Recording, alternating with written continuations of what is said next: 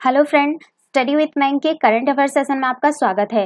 ये current affair SSC, banking, railway, state PCS, CDS, CAPF, NDA और other competitive exam आदि में सहायक होंगे। आज की डेट है 15 अगस्त 2020।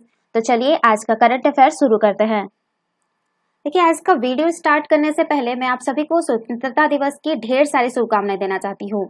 आज हमारे देश को आजाद हुए 73 साल हो गए, पर अभी भी हम बहुत सारी कुरीतियों से आजाद नहीं हो पाए हैं और उनसे स्वतंत्रता तभी मिल पाएगी जब हमारा देश पूर्ण रूप से शिक्षित होगा। तो उम्मीद करती हूँ कि आप सभी जो पढ़ाई कर रहे हैं वो इस देश को आगे बढ़ाने और देश निर्माण में पूर्ण रूप से प्रतिबद्ध रहेंगे। तो चलिए करंट अफेयर शुरू करते हैं। आज का पहला प्रश्न है, हाल ही में भारत सरकार के द्वारा कर प्रणाली में सुधार के लिए transparent taxation honouring the honest यानी पारदर्शी कराधान ईमानदार को सम्मान प्लेटफॉर्म लॉन्च किया गया। इस प्लेटफॉर्म के लिए निम्न में से किस चार्टर को लागू किया जाएगा? ऑप्शन ए निवेशकर्ता चार्टर, ऑप्शन बी करदाता चार्टर, ऑप्शन सी वस्तु विनिमय चार्टर, ऑप्शन डी पंजीकरण चार्टर। देखिए, ईमानदार करदाता ही देश की व्यवस्था को सुचारू रूप से चलाने और की अहम कड़ी होते हैं। करदाताओं की इसी अहमियत को ध्यान में रखते हुए सरकार ने कर प्रणाली यानी टैक्स सिस्टम में सुधार का सबसे बड़ा कदम उठाया है। प्रधानमंत्री नरेंद्र मोदी ने transparent taxation honouring the honest यानी पारदर्शी कराधान ईमानदार को सम्मान प्लेटफॉर्म लॉन्च किए। साथ ही कहा, सरकार सीमलेस, पेनलेस और फेयरलेस टैक्स प्रणाली लागू करेगी। इससे करदाताओं का उत्पीड़न नहीं होगा और ईमानदार करदाता नियमों के पालन के लिए प्रेरित होंगे। उन्होंने टैक्स पेयर्स चार्टर यानी करदाता चार्टर लागू करने का भी ऐलान किया। देश की प्रगति में टैक्स का योगदान किसी से छिपा नहीं है। बावजूद इसके कर और कर अफसरों का नाम सामने आते ही लोगों के मन में डर का भाव पैदा हो जाता है। सरकार ने इस डर को खत्म करने और कर प्रणाली को भरोसेमंद बनाने की दिशा में पहल की है। पीएम ने कहा, जहां जटिलताएं होती वहां नियम लागू करना कठिन होता है। कम कानून हो और जो कानून हो वो स्पष्ट हो तो करदाता भी खुश रहता है और देश की तरक्की भी होती है। तो बात करिए जो सीमलेस, पेनलेस और फियरलेस है, तो सीमलेस यानी टैक्स प्रशासन करदाताओं को उलझाने के बजाय समस्याओं को सुलझाने का काम करेगा।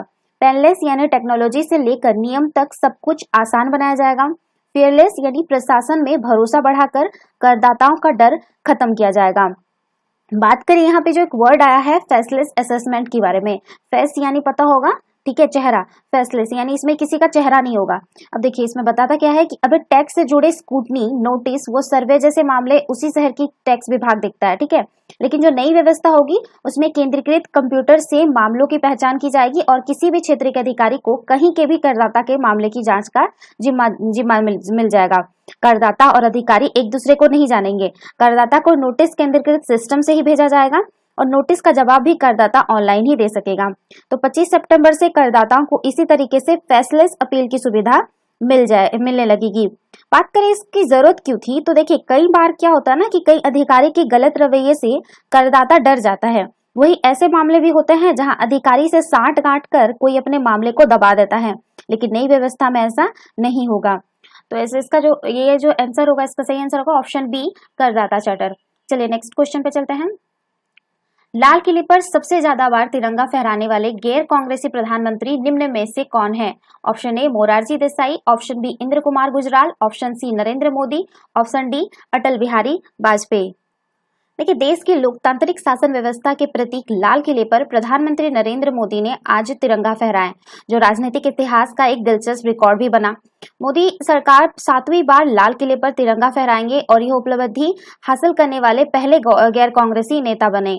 कार्यकाल के हिसाब से मोदी ने अटल बिहारी वाजपेयी को पीछे छोड़कर चौथे सबसे लंबे कार्यकाल वाले प्रधानमंत्री होने का रिकॉर्ड बनाया। जो अटल बिहारी वाजपेयी थे, अपने सभी कार्यकाल को मिलाकर 2268 दिन पीएम रहे थे। लाल किले पर सबसे अधिक बार तिरंगा फहराने का रिकॉर्ड सबसे पहले पीएम पंडित जवाहरलाल नेहरू के नाम है। प्रधानमंत्री ने अटल बिहारी वाजपेयी के गैर कांग्रेसी प्रधानमंत्री के रूप में 6 बार लाल किले पर तिरंगा फहराने के रिकॉर्ड को भी पीछे छोड़ दिया है। बात करें कांग्रेसी पीएम कितने बार लाल किले पर झंडा फहरा चुका है, तो सबसे ज्यादा जवाहरलाल नेहरू 17 बार, इंदिरा गांधी 16 बार, मनमोहन सिंह 10 बार, राजीव गांधी 5 बार, पीवी नरसिम्हा राव 5 बार, लाल बहादुर शास्त्री 2 बार और गुलजारी लाल नंदा 1 बार भी नहीं। और गैर कांग्रेसी पीएम की बात करें तो अटल बिहारी वाजपेयी 6 बार, नरेंद्र दामोदर दास मोदी यानी मोदी जी 6 बार, मोरारजी देसाई 2 बार, चरण सिंह 1 बार, वीपी सिंह 1 बार, एचडी देवगौड़ा 1 बार, इंद्र कुमार गुजराल 1 बार और चंद्रशेखर 0 बार। सॉरी यहाँ पे मैं गलत बोल गई, मोदी जी 7 बार, ये मिलाकर टोटल 7 बार हो गया। ठीक है, तो इसका सही आंसर होगा ऑप्शन सी नरेंद्र मोदी। चलिए नेक्स्ट क्वेश्चन पे चलते हैं। हाल ही में भारत सरकार ने किस देश की आर्थिक सहायता के लिए 50 करोड़ डॉलर यानी 3750 करोड़ रुपए के वित्तीय पैकेज की घोषणा की है? Option A Maldives, option B Sri Lanka, option C Indonesia, option D Myanmar. देखिए, कोरोना काल में भारत ने अपने पड़ोसी देशों की मदद करने के लिए मालदीव को 50 करोड़ डॉलर के वित्तीय पैकेज देने की घोषणा की है। भारत की तरफ से अभी 50 करोड़ डॉलर लागत की परियोजना को मंजूरी दी गई है। इसमें 40 करोड़ डॉलर की राशि सस्ते कर्ज के तौर पर और 10 करोड़ डॉलर की राशि अनुदान के तौर पर दी जाएगी। इस मदद से राजधानी माले को आसपास के 3 द्वीपों में बेहतरीन सड़क मार्ग से जोड़ने की परियोजना लागू की जाएगी। भारत इस मदद के जरिए राष्ट्रपति इब्राहिम मोहम्मद सोलिह की उनकी प्रमुख राजनीतिक मांग को पूरा करने में मदद करेगा। इस परियोजना से वहां आर्थिक गतिविधियां भी बढ़ेगी। विदेश मंत्री जयशंकर ने दोनों देशों के बीच सुचारू तौर पर कार्गो सेवाओं को जारी करने का भी ऐलान किया, जो मालदीव के लोगों को खाने पीने की तमाम चीजों के अलावा हरी सब्जियां व फलों की आपूर्ति के लिए भी अहम होगा। भारत और मालदीव के बीच एक एयर बबल यानी हवाई जहाज से के आने जाने के लिए विशेष व्यवस्था बनाने की भी सहमति बनी है। पड़ोसी देशों के साथ यह पहली व्यवस्था है जो भारतीय पर्यटकों के मालदीव जाने की राह खोलेगी। इससे मालदीव की अर्थव्यवस्था को मदद मिलेगी। इस मार्ग में पहली फ्लाइट 18 अगस्त को होने की संभावना है। भारत की मदद से वहां के गुलीफाहू बंदरगाह का निर्माण भी किया जाएगा। इस बंदरगाह का निर्माण चीन ने भी करवाने की बात कही थी। यह भी बताते चले कि भारत की मदद से 4 द्वीपों को मिलाने वाली जो परियोजना तैयार की जा रही है वो चीन की मदद से मालदीव में बनाए गए मौजूदा ब्रिज से 5 गुना बड़ी होगी। तो इसका सही आंसर होगा ऑप्शन ए मालदीव। चलिए नेक्स्ट क्वेश्चन पे चलते हैं। हाल ही में निम्न में से किस राज्य में निजी क्षेत्रों के नौकरियों में स्थानीय लोगों के लिए 75% सीटें आरक्षित करने की घोषणा की गई है? Option A Chhattisgarh, option B Gujarat, option C Jharkhand, option D Orissa. देखिए, स्थानीयता को नए तरीके से परिभाषित करने में जुटी झारखंड सरकार अब निजी क्षेत्र में भी स्थानीय लोगों के लिए 75% नौकरियां सुनिश्चित करने की कवायद में जुट गई है। कार्मिक और श्रम विभाग संयुक्त रूप से इस मसौदे पर काम कर रहा है। अभी तक मिली जानकारी के अनुसार इस आरक्षण की व्यवस्था के लिए एक कमेटी बनाई जाएगी जो कानून तैयार करने तक दोनों विभागों का मार्गदर्शन करेगी। अभी निजी क्षेत्र के लिए आरक्षण की व्यवस्था झारखंड में खुलने वाली कई नई कंपनियों पर लागू होगी। पहले से चल रही कंपनियों को अभी इससे मुक्त रखा जाएगा। हालांकि पुरानी कंपनियों में नई बहालियों पर इस व्यवस्था को चरणबद्ध तरीके से लागू करने की तैयारी भी साथ साथ चल रही है। निजी कंपनियों में आरक्षण की व्यवस्था के लिए बनाई जा रही हाई पावर कमेटी इस मामले के अलावा प्रदेश में लागू जाति आधारित आरक्षण की भी समीक्षा करेगी। अनुसूचित जाति, अनुसूचित जनजाति और पिछड़ा वर्ग को प्रदेश में मिल रहे आरक्षण पर भी कमेटी अपना मंतव्य देगी। बताया जा रहा है कि ऐसा करना आरक्षण को लागू करने के लिए अनिवार्य भी है। आरक्षण प्रतिशत की समय समय पर समीक्षा करने की आवश्यकता होती है। हाई पावर कमेटी संविदा के आधार पर प्रदेश में काम कर रहे लोगों को एक समान मानदेय देने और उनके लिए निर्धारित शर्तों में भी एकरूपता लाने के लिए भी अपनी अनुशंसा सरकार को देगी। आपको बता दें कि जो हरियाणा ने भी निजी क्षेत्र में 75% नौकरियां स्थानीय युवाओं को आरक्षित करने के लिए कैबिनेट अध्यादेश के प्रारूप को मंजूरी दे चुकी है। जिसके मानसून सत्र में विधेयक आएगा। इसके अनुसार निजी क्षेत्र में 50,000 रुपए तक मासिक तनख्वाह वाली 75% नौकरियां स्थानीय युवाओं को मिलेंगे। पहले से काम कर रहे कर्मी निकाले नहीं जाएंगे। भविष्य में प्रदेश में जो भी नई फैक्ट्री या उस पहले से स्थापित कंपनी नई भर्तियां करेगी उसमें 75% पदों पर स्थानीय युवाओं की नियुक्तियां अनिवार्य है। तो इसका सही आंसर होगा ऑप्शन सी झारखंड। चलिए नेक्स्ट क्वेश्चन पे चलते हैं। हाल ही में भारत सरकार के किस शहर में प्राइवेट बसों में ट्रांसजेंडरों के लिए सीटें आरक्षित करने की घोषणा की गई है? Option A Delhi, option B Kolkata, option C Hyderabad, option D Jaipur. देखिए, कोलकाता में प्राइवेट बसों में ट्रांसजेंडरों के लिए सीटें आरक्षित होंगी। ये सुविधा कोलकाता के पैडमैन के नाम से मशहूर शोभन मुखोपाध्याय की पहल पर शुक्रवार से उपलब्ध होगी। उन्होंने प्राइवेट बस मालिकों के संगठन को इस बाबत प्रस्ताव दिया जिसे उन्होंने मान लिया है। कई चरणों में सभी बसों की सीटें आरक्षित होगी। देखिए, ये जो लाया जा रहा है ये सीटें आरक्षण के लिए, इसलिए लाया जा रहा है क्योंकि बहुत बार ऐसा होता है ना कि जो ट्रांसजेंडर होते हैं वो महिलाओं की सीट पर बैठ जाते हैं और उनकी वजह से उनको बस से उतारा जाता है। तो इसी के लिए ये कोलकाता ने अभी ये प्राइवेट बसों में ट्रांसजेंडरों के लिए सीटें आरक्षित करने की घोषणा की है।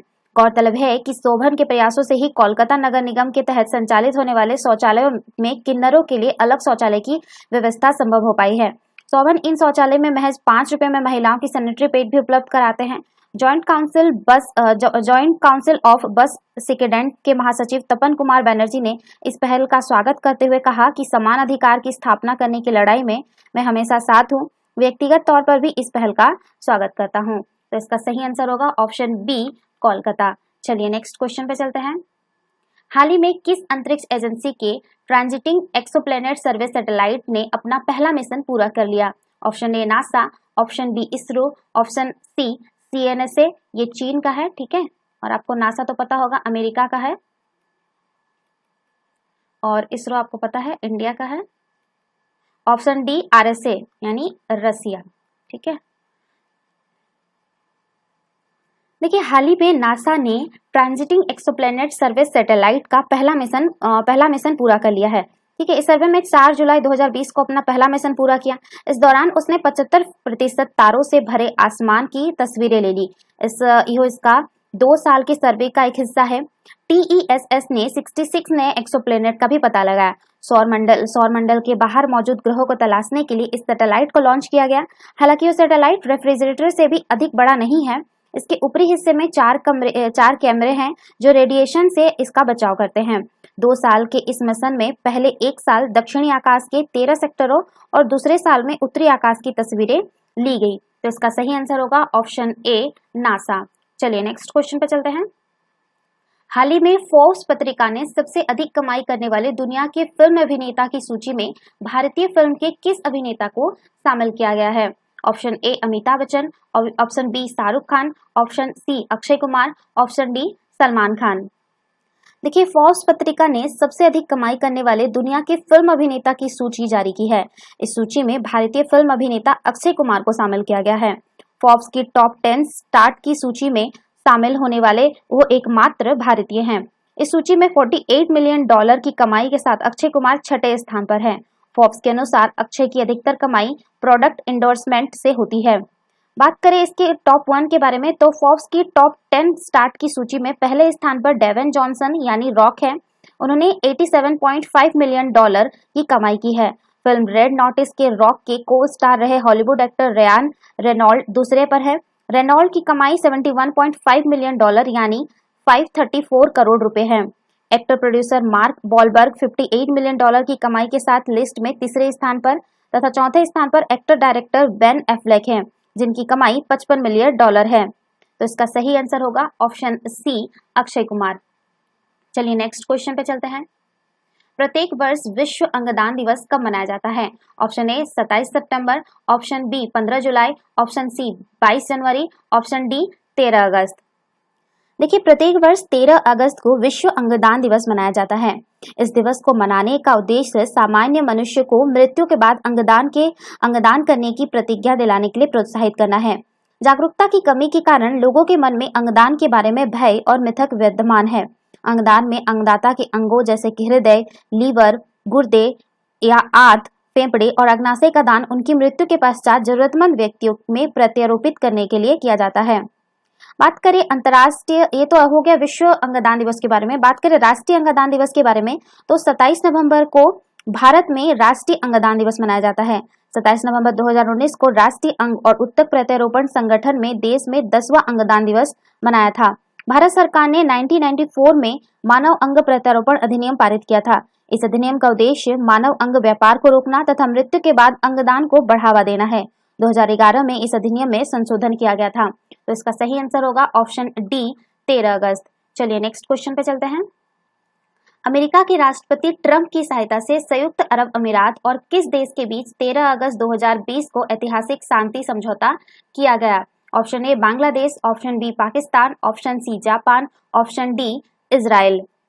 देखिए, इजराइल और यूएई ने ऐतिहासिक वाशिंगटन ब्रोकेट समझौते के तहत पूर्ण राजनीतिक संबंध स्थापित करने के लिए सहमति व्यक्त की है। ऐसी घोषणा करने वाला यूएई खाड़ी देश का प्रथम तथा तीसरा अरब देश है जिससे इजराइल के साथ सक्रिय राजनीतिक संबंध है।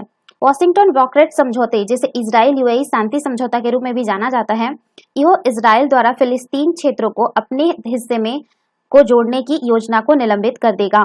समझौते के तहत इजराइल वेस्ट बैंक के बड़े हिस्से पर कब्जा करने की अपनी योजना को निलंबित कर देगा। वेस्ट बैंक इजराइल और जॉर्डन के बीच स्थित है। इसका एक प्रमुख शहर फिलिस्तीन की वास्तविक प्रशासनिक राजधानी रामल्ला है। इजराइल ने 6 दिवसीय अरब इजरायली युद्ध 1967 में इसे अपने नियंत्रण में ले लिया था और बाद के वर्षों में वहां बस्तियां स्थापित की है। संयुक्त राज्य अमेरिका, संयुक्त अरब अमीरात और इजराइल द्वारा यह एक संयुक्त बयान जारी किया गया है जिसमें कहा गया है कि आने वाले हफ्तों में प्रतिनिधिमंडल सीधे उड़ानों, सुरक्षा, दूरसंचार, ऊर्जा, पर्यटन और स्वास्थ्य देखभाल के सौदों पर हस्ताक्षर करेंगे। यह समझौता मध्य पूर्व के शांति के लिए एक ऐतिहासिक दिन और महत्वपूर्ण कदम है। मध्य पूर्व को 2 सबसे प्रगतिशील और उन्नत अर्थव्यवस्था के बीच प्रत्यक्ष संबंध शुरू होने से आर्थिक विकास के साथ ही लोगों से लोगों के संबंध को आगे बढ़ाने में मदद मिलेगी। तो इसका सही आंसर होगा ऑप्शन डी, इजराइल। चलिए नेक्स्ट क्वेश्चन पे चलते हैं। आवास और शहरी मामलों के मंत्रालयों ने हाल ही में किस योजना के तहत राज्यों की रैंकिंग जारी की है? ऑप्शन ए अमृत योजना, ऑप्शन बी उज्ज्वला योजना, ऑप्शन सी जनधन योजना, ऑप्शन डी स्वदेश दर्शन योजना। देखिए, केंद्र सरकार ने हाल ही में अमृत योजना के तहत राज्यों की रैंकिंग जारी की है। आवास और शहरी मामलों के मंत्रालय ने हाल ही में अमृत योजना के तहत राज्यों की रैंकिंग जारी की है। उड़ीसा ने 85.67% स्कोर करके अपना पहला स्थान हासिल किया है। इस योजना का उद्देश्य राज्य के शहरी क्षेत्रों में घरों में पाइप से जलापूर्ति प्रदान करना है। इस योजना का उद्देश्य शहरों में सीवरेज ट्रीटमेंट प्लांटों का निर्माण और हरित स्थानों में सुधार करना है। उड़ीसा के बाद चंडीगढ़ 75.08% नंबर प्राप्त कर दूसरे स्थान पर, जबकि तेलंगाना 74.04 नंबर प्राप्त कर तीसरे स्थान पर है। उसी तरह से गुजरात चौथे, कर्नाटक 5वें, आंध्र प्रदेश 6ठे स्थान और मिजोरम 7वें स्थान, मध्य प्रदेश 8वें स्थान और चंडीगढ़ 9वें एवं अंडमान और निकोबार 10वें स्थान पर है। तो इसका सही आंसर होगा ऑप्शन ए, अमृत योजना। तो ये थे आज के करंट अफेयर। वीडियो को लाइक, शेयर और कमेंट करना ना भूले, साथ ही साथ चैनल को सब्सक्राइब करना ना भूले। और यूपीएससी से रिलेटेड करंट अफेयर के लिए आप हमारे दूसरे यूट्यूब चैनल रूरल एकेडमी में विजिट कर सकते हैं। Thanks for watching. Have a nice day. Take care.